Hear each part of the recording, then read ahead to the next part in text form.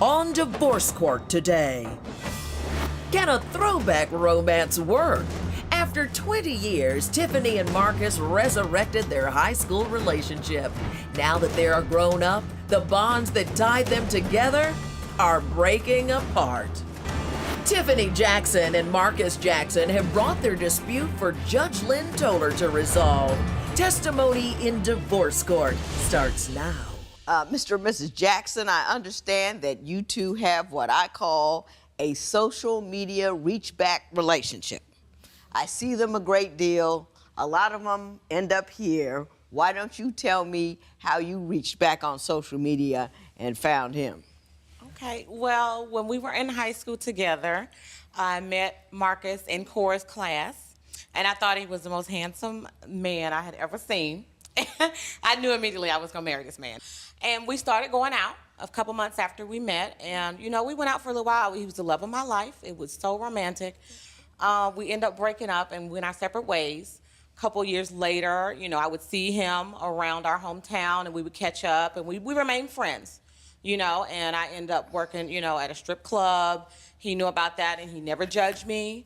Well, what were you doing in the strip club? I'm sorry? What were you doing in the strip club? I was dancing. Oh, you were stripping? Okay, Yes, all right. Yes, I was getting my money. For how long? I danced in the strip club 10 years. No kidding. Yes, yes. Did you enjoy the work? Not after a while, but at first, yes, I liked the It was attention. fun, it was exciting, Yes. and yeah. Hey, no judgment, just interest. So he knew, you know, everybody knew, you know, my friends all knew that that's where I worked, and you know, and we remained friends. Later on, I ended up having a daughter, you know, with someone else. I ended up, you know, dating other people. He dated other people. And then I saw him on social media last year. And I kind of sent him a message, and I said, "Are you single?" And he said, "Yeah, I'm single." And I said, "Well, I'm single now. And, you know, I wonder why we never got married back in the day." And he said, "I don't know. You know, we went our separate ways. You doing your own thing. You're at the club." And I said, "You know what? Let's get married next week." And we hadn't dated in 20 years. And he agreed, and I was shocked when he said yes. Are you surprised to be here? A little, I am, because he's the love of my life. I mean, I always dreamed of marrying him for 20 years. Do you remember what you just said to me? He said, you asked him. Do you remember why we never got married? Do you really? I said, why did we never get married? There was a reason. You just didn't remember what it was. I didn't remember what it was. And just like and I don't think he did either. We went our separate ways. Social media reach-backs are a difficult thing. It gives you a false sense of familiarity. Oh, I know this guy. And you remember all the good stuff, but you don't remember the bad stuff. And you remember how he looks because you see his little posted picture on there with the beard looking all good. And then you have a false sense of this was meant to be. I loved them, and now I found him on social media. And everybody and their mama on social media, everybody but Joe. I know. You know what I mean? But he looked good, and I just, the picture, I felt like he got his life together. I was like, okay, maybe now it's time for me to try to get in there. Pull him on in. Yes, tie him and reel on him down. on in. Yeah, And reel him on in. And so Mr. Jackson, she thought you were a great catch. I bet you are. But let me ask you, after just meeting briefly on Facebook after so many years, and she asked you to marry you, why say yes? Why not say, let's date a little bit, babe? Well, I figured we were pretty much beyond the dating phase. You know, we were back and forth, you know, after we first met. And it was just something that I was looking forward to for the longest time now. So what went wrong? Oh, my goodness. Where can I begin? First of all, when we got married, like I said, the engagement was only 7 days. So I went I can't get over that, but go It ahead. was only 7 days. So I went to our hometown where he was currently living. I lived about 100 miles away, you know. So I went to our hometown to marry him. I went and I picked up the rings. I paid for the marriage license. You know what I mean? I knew he didn't really have much money. He was working this, you know, job that he hated, and he just wasn't making, hours were cut, so he wasn't making a lot of money. So I said, you know, don't buy me a ring. I'll get the wedding bands. I'll pay for the marriage license. I'll get the brand new apartment we're gonna get. I did everything. Went down there, married him, whatever. Moved him, helped him move all his stuff in with me. You know what I'm saying? Got him a brand new job. I did it all. Yes. Do you ever feel like you got a little bit of the bum's rush? I mean, I got this sex, I'm gonna marry you, I'm gonna get the ring, gonna get the apartment, gonna get you a job, and I'm gonna slot you into my life. Did you ever feel like that? Not at first, but... Or do you like that kind of woman? Some people like a woman who just takes charge and handles your stuff and is cool. Well, it was more like I was trying to get into my own, but when she came to me with the proposal, I was more interested in just starting my commitment. And She sounds a little bossy to me. I want to am. know if that's how you feel. well, she may be bossy, but, But you know, it's okay if you like it, though. Right. Everybody gotta like what they like, and if you like bossy, it's cool. Yeah, I mean, I agree. I agree with that, 100%. Yes, I can be a little bossy. Yes, I am. I take charge. I take charge. Okay. If I see that you're not making no moves, I'm gonna go ahead and we need to do this, this, and this. So I need to know. I mean, you got your man, you're in charge, you took care of everything. What's the problem? The problem is when he moved in, he seems to think that he can still be the man he was before he got married. There's some things you need to change. You need to spend time with your wife. You need to help around the house. You need to help cook. You cannot sit there and play the video game for 8 hours straight. You are not a 16-year-old child. You understand what I'm saying? And I feel as though he still believes that he is that bachelor sitting in his apartment playing his the video game. That's not what this is. You need to, chip in. You need can't to just get do off work your and do whatever part. you want to do. Play your role. Play your role. I get off work, I got to go in here and cook and, run after the kid. What are you doing? What are you doing? Well, I'm working as well, and I'm pretty much bringing home the bacon. I pay the rent, and it's... Does she work full-time as well? Yes. Or does she work part-time? She works full-time. She works full-time. So you both work full-time? Yes. Okay. Do you at all believe that when you get home, she takes care of the entire second shift and you're just off? No, I don't believe that at all. What do you believe she's missing about what you're doing around the house that she's not acknowledging? When I come home, I do cook, I clean up. Come on. You cook because I told you to cook. You have to be told what to do. That's easy to believe. Next, are Marcus's video games the deal breaker for Tiffany? Or does he just use them to escape her violent alter ego? Divorce isn't easy. If you need help with your breakup, call toll-free 1-877-311-2222 or visit our website at divorcecourt.com. Become a fan at facebook.com/divorcecourt. Divorce Court, real relationships, raw emotion. Testimony continues now. What I'm feeling here, Ms. Jackson, is he does what he's told, but you're sick of telling him he should handle his business because it's something he knows he needs to do. Exactly. Is that what I have? That's what I'm saying. He need to use his head, his brain for something besides a hat rack. Ooh, that was cold. Why do I have to think for you? Yeah. Let me tell you why. I don't think you give him an opportunity to come home and make plans and decisions about what he needs to do, because you barking and pointing the minute you hit the door. I gave him an opportunity. And you know what happened in that opportunity? When I didn't say a word, just let him come home and see what he's gonna do. He played the game. Is there a particular game or just video games in general? In general, it don't even matter. One time he'll be playing this game, it could be a different game. I'm like, what game are you playing now? Oh, it's just a new game, don't worry about it. I'm a gamer. Be honest, Mr. Jackson, do you play a lot of video games? I do, but not as often. How much time per day do you believe you spend on the video game? 2 hours, two and a half No. hours tops. 2.5 hours a day? Not daily, but Not daily, but most days. Some Most days. days. Whenever I feel the mood to pick up the controller. How much time do you two spend together being married? I'd say about 85, 90%. What? Really? What How world is he could living that in? be? Because What are you when I come home from work, it's hey love, hi love, and from there we go into either cook mode, clean up, talk.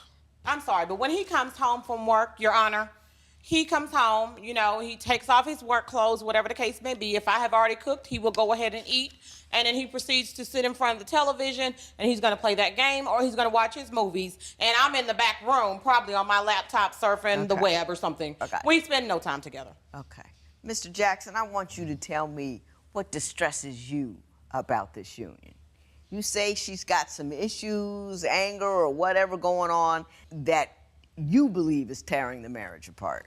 I believe that she has another personality, which I have named Inafit, which is Tiffany spelled backwards. Inafit. Inafit. Okay. Give me an example when Inafit showed up and showed out. Oh my God. Oh my goodness. Okay. One example, I work as a mechanic. Okay. And I was at the shop one day, and I just so happens that I needed some new tools, and I got this tool set up. Right. The total came up to like $547, and you know I was good with that. But you know what I failed to do was I failed to tell her about it. And when she found out, she called me on my job. That was Inafi calling me, not Tiffany, because I could literally put the phone a foot away from my ear and still hear every word she screamed at me First clearly. of all, if you did not want me to call you on your job, perhaps maybe you should have told me about the tools when you were at home with me. Well, hang on, Miss Jackson. Hang on. When divorce court continues, is it managing money or just plain greed that has Tiffany bent out of shape? These high school sweethearts met again after 20 years. Do you believe throwback romance can work? Call 1-800-282-1991 to vote now and see if America agrees with your opinion. You will also receive some valuable offers. If you would like your case heard on divorce court, call us toll-free at 1-877-311-2222 or log on to our website at divorcecourt.com and join the conversation on Twitter at Divorce Court. Divorce Court continues. You really believe that your husband ought to clear purchases he makes on his job with his tools with you? Yes. And why do you believe that's appropriate? Because we are not rich. Any large purchases, whether it is for your job or personal use, we need to discuss. That same tool that he talking about he bought, one wrench was $50. I went on this other website online, found one just like it, same size, $10. I'm sorry, I'm not in the business of giving away money. Maybe that's what he do, that's not what I do. Do you think that's something you should have said in a more rational fashion? You know, hon, next time you buy I get what you did, Oh, but wait a next minute. No, I don't wait a minute. I'm just saying, I did that. Oh no. Your Honor. I saw what you bought, and I understand why you needed it. I said, but you know, I think I can find them cheaper online. So before you buy next time, why don't you see if we can sit down together and find a deal? I understand. I mean, leave his manhood intact. And at I least. try to do that. I do. No, you don't. I do. I try to understand No, his that's point a of view. lie. I do. I try to understand. Yes, he is a man. He does need the tools. He does have a job to do. He brings home the bacon. But I feel as though we need to discuss any large purchases. That is not a discussion. You are fussing at him like you're his mother. And nobody wants that. Even if he's made a mistake. You made mistakes. Instead of just coming at somebody, you resolve it by saying, hey, babe, I know what you did. Hey, maybe next time I can help you by finding a better deal. Would you have liked that better? That would have been more appropriate. Now, you're mad because he didn't get you anything for your birthday. Yes. And you say he doesn't come correct at holiday time. Tell me what he didn't do and why you're so mad about it. Well, usually when we get into an argument or something like that, Marcus will go out and purchase me, you know, some flowers or something, you know, if he knows I'm angry with him or upset. So about a week before, you know, Valentine's Day, we got into an argument. Of course, he went out and bought me some flowers, you know, card, whatever, a teddy bear. And I said, thank you. You know, appreciate it. No, you don't. Yeah, I did. I did appreciate it. I did, thank you, but I know why you bought it. I appreciated it. I did. Thank him. It was very nice. But I'm not going to lie. I did say, this is a week before Valentine's Day. This is not my Valentine's Day gift, is it? He was like, no, babe. Valentine's Day comes. I get online. I order him, a little fruit basket. He got it at his job. He's texting me, took pictures of it. People at work talking about, he's great. That's how you appreciate a gift. When somebody gives it to you, right. You don't say, ooh, I know why you gave it to me, this and that. You take a picture of it, you show it off, and that's how you appreciate a gift. And he did. But go ahead. He appreciated it. But And go I ahead. liked that. It made me feel good. So, of course, I'm at home all day waiting for my gift. Maybe he's going to bring it home from work with him. He came in from work. Hey, babe, how was your day? I said, it was great. It was okay. Did you get your gift basket? Yeah, I got it. Thanks. I got nothing. Mr. Jackson, did you mess up on Valentine's Day? Yeah, I think I did. I mean, I love a man who doesn't make excuses. Yeah, I just blew that one. I don't know what to say. Judge Lynn Toller's ruling next.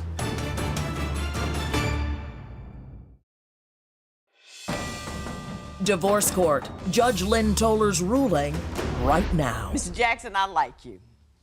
I think you're a nice guy. I think you're a hard worker. I think you need to stand up for yourself a little bit more. I think you need to be more proactive in your own defense, because you don't want to be talked to like that. You don't deserve to be talked to like that. Now, Ms. Jackson, I've already told you what I think about how you say what you say. Now I'm gonna wonder why. You spent 10 years as a stripper. The environment in which you strip, what you are to those men, you're not a person to them, you're an object. What do you think they're doing, or you know what I'm saying? What do you think about them as a function of that?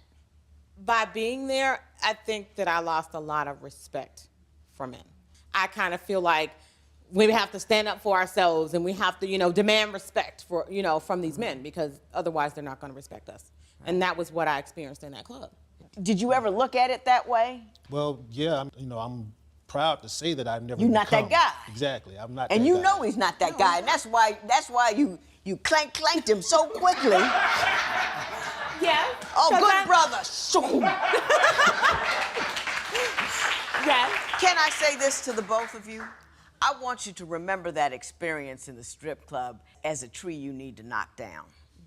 You can help knocking down that tree. She wants a teddy bear because she has to be shown love and affection like she's a sweet, great princess, as opposed to some chick on a pole. Do you know what I mean? And your failure to do that says, oh, you don't see me as a woman. I'm just the chick in the kitchen or a chick with a check. And so it has a greater meaning to her than it otherwise might have. So make a point of never forgetting that she needs to have that good woman in her stroked and understood and identified a lot. And I think that might help you get a little less of that crank going on. Ms. Jackson, I think you need to remember every day all the good stuff he does. This brother's coming home. This brother is working. This brother is not hooping and hollering, calling you out your name. He got no wandering eye. His feet stay where they're supposed to be. You see all of that, and all you can talk about is you didn't get a teddy bear. You know what I mean? I understand. I do. I know what you mean. And it's hard for someone to be 95% good and only get reminded of the 5% bad. Yeah. Okay? Yeah. Give the man some room. Give the man some respect. Give him some dignity. Give him some appreciation, and quit fussing at him on the phone. You agree with me? I agree. I agree. This matter is adjourned. Tiffany agrees with the judge that her view of men in general is hurting Marcus and has vowed to change. Post a comment or submit your case at divorcecourt.com or call toll-free 1-877-311-2222. Follow us on Facebook and Twitter at Divorce Court.